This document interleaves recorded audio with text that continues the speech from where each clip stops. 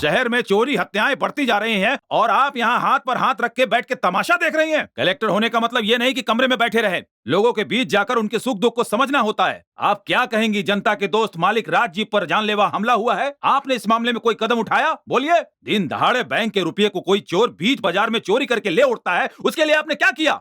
ये बताइए, आप ड्यूटी कर रही हैं या सो रही हैं? Sir, it's too much. मैं अपना काम कर रही हूँ। काम कर रही हैं? ऐसे काम होता है? सिर्फ टेलीफोन पर बात करने से आपको लगता है कि आप जिम्मेदारी को निभा रही हैं? यही आपकी ड्यूटी है? आप किसके लिए फोन करते हैं? इस प्रजा बंधु के लिए। आपको क्यों आम जनता का दुख नहीं दिखता? प्रजा सिर्फ एक प्रजा बंधु ही नहीं है। रात को 3 बजे जब सड़क पे लोगों की हत्या कर दी गई, तब आपकी प्रजा सेवा कहाँ चली गई थी? कितनी औरतों की सरेआम इज्जत लूट ली गई, उस बारे में आपने कदम नहीं उठाया। तब कहाँ गई थी आपकी प्रजा सेवा? इस राज्य के राजनेताओं की गलती के लिए बीच सड़क पर लोगों का खून बहा था, तब कहाँ चली गई थी आपकी प्रजा सेवा? क्यों?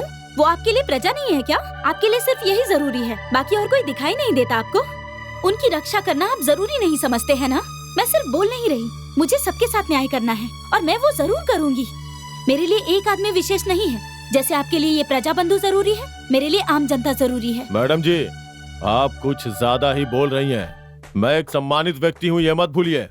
दरअसल बात यहाँ पर बड़े छोटे की नहीं हो रही है, रिस्पॉन्सिबिलिटी, जिम्मेदारी की हो रही है। रिस्पॉन्सिबिलिटी के बारे में तुम मुझे बता रही हो? सुनिए कलेक्टर साहिबा, आप जानती हैं आपकी जिम्मेदारी क्या है? Yes, I know very well. मैं अपनी जिम्मेदारी जानती हूँ। मैं एक सच्ची और ईमानदार सिपाही हूँ। अपने कर्तव्य का पालन करने के लिए मुझे आपसे पाठ पढ़ने की कोई जरूरत नहीं। प्लीज मुझे मेरा काम करने दीजिए। सुनिए एसपी सर। Yes madam. प्रजा बंधु जी की सुरक्षा का इंतजाम कीजिए, ये फौरन होना चाहिए। Okay madam. सिर्फ यहाँ पर ही नहीं, बट वो जहाँ भी जाए वहाँ। और सबसे जरूरी बात, मुझे विक्रम के बारे में सारी जानकारी चाहिए और उसे तुरंत अरेस्ट कीजिए।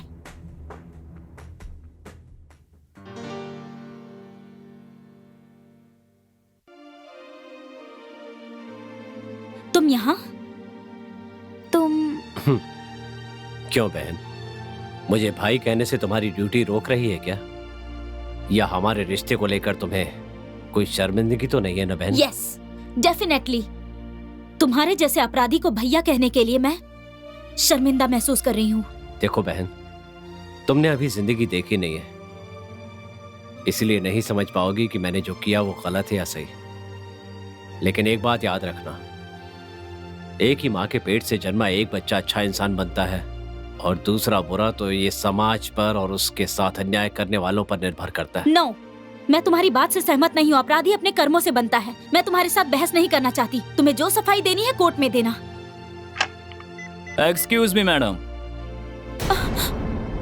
आप अपनी ड्यूटी कीजिए, लेकिन क्या आप अपने पिताजी को इस ड्यूटी के लिए खो सकती हैं? सोच लीजिए, ड्यूटी जरूरी है या पिताजी की जान?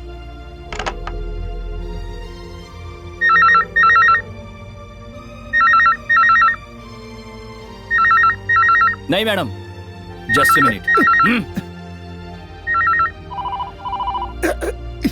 फोन उठाइए।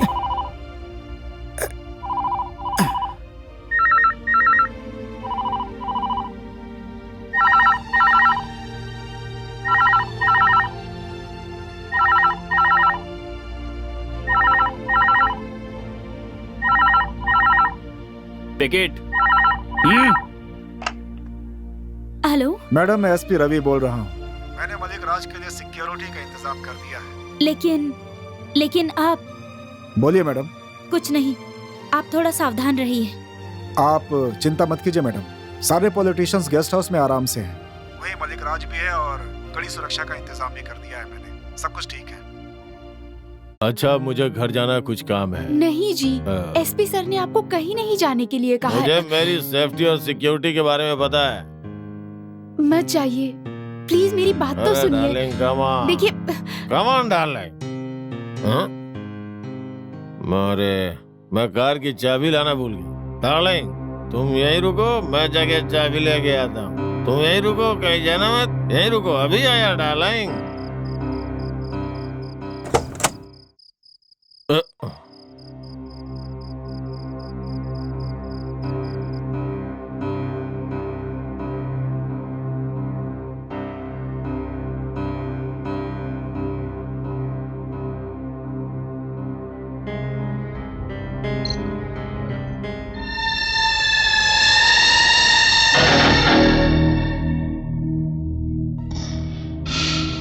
क्या सोच रहे हो तुम शायद यही सोच रहे होगे कि यहां से कैसे भागा जाए। पाप करने वाला और अन्याय करने वाला कभी नहीं बचता। तुम हाँ प्रजा बंधु, मैं हूं।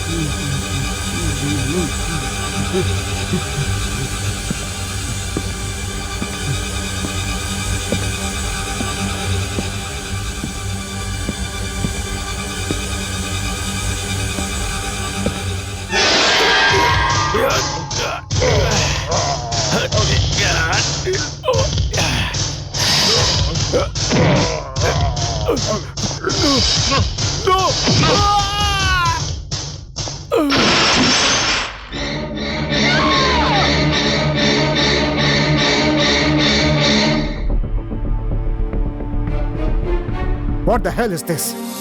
मुझे तो लगता है ये सब जानबूझ कर किया गया है ताकि मुझे ड्यूटी से निकलवा सको तुम। आप क्या करें सर, मेरी समझ में नहीं आ रहा। क्या समझ में नहीं आ रहा है? सोते हुए को जगा सकते हैं, लेकिन जो सोने का नाटक कर रहा उसे जगाया नहीं जा सकता। मैं तुम्हें एक सिंसियर ऑफिसर समझता था, लेकिन आज मुझे तुम्हारा असली रूप नजर आ गया। आप मेरी सिंसियरिटी के बारे में क्या जानते हैं सर? मैंने एक खून और उससे संबंधित चोरी की फाइल आपके सामने रखी थी, तब आपने कहा था कि मैं इसे देख लूंगा। ओह वेरी गुड, मैं इस पर एक्शन लूंगा, लेकिन आज तक आपने उस पर कोई एक्शन नहीं लिया है। सर, अगर किसी की सिंसियरिटी पर उंगली उठानी चाहिए तो वो आप पर उठानी चाहिए, क्योंकि Shut up! Stop talking nonsense.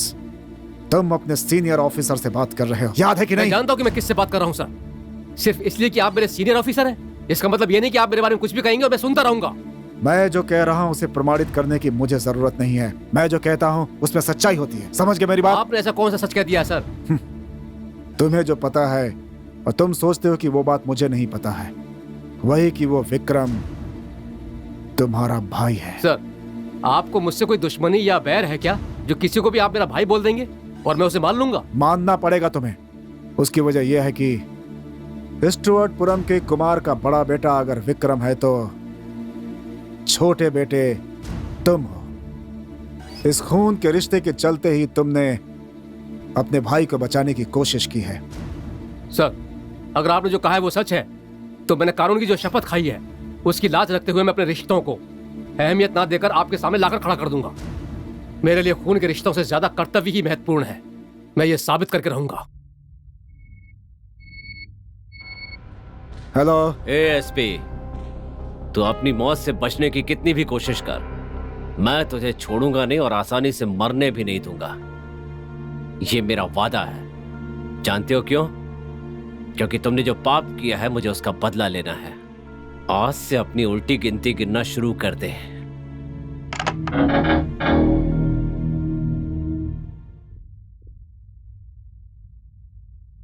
Sir, यह खत आपको देने के लिए बोला गया है। बहुत जरूरी खत है। क्यों? क्या बात है? आपको सस्पेंड किया गया है सर। क्या मुझे सस्पेंड कर दिया गया? हाँ सर, 24 घंटे के अंदर आपको सफाई देने के लिए बोला गया है। लेकिन क्यों? आपके बारे में राम बाबू ने सब कुछ बता दिया है। कालूराम, मालिक राज और आपके बीच घनिष्ठ संबंध थे और उन्होंने जो भी गैर कानूनी काम किए उन सब में आपका भी हाथ है, ऐसा गवाही दिया है सर। क्या कह रहे हो? चलता हूं sir.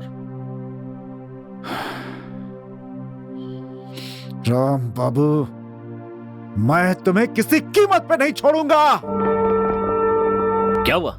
Something wrong? Yes, every damn thing is wrong. मुझे सस्पेंड कर दिया गया है। जब मुझे वर्दी की सबसे ज्यादा जरूरत थी मुझे सस्पेंड कर दिया गया।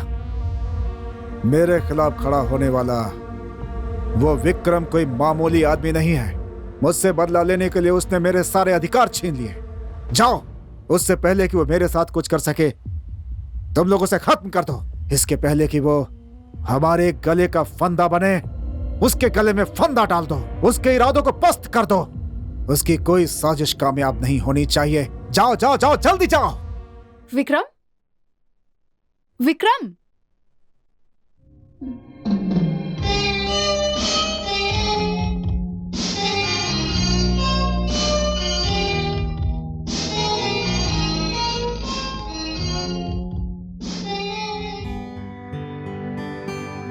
मैं जिस वंदना से प्यार करता हूं वो विजय से प्यार करती है।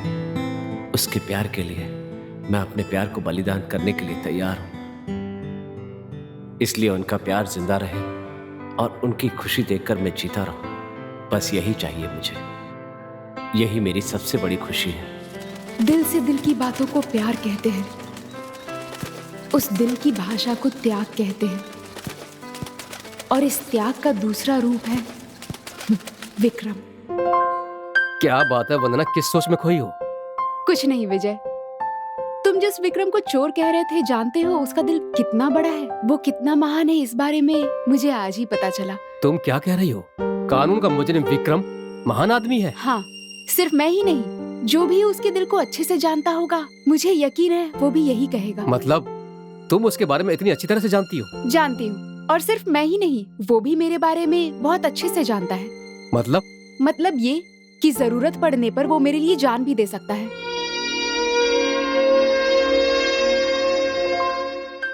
किस सोच में पड़ गए तुम?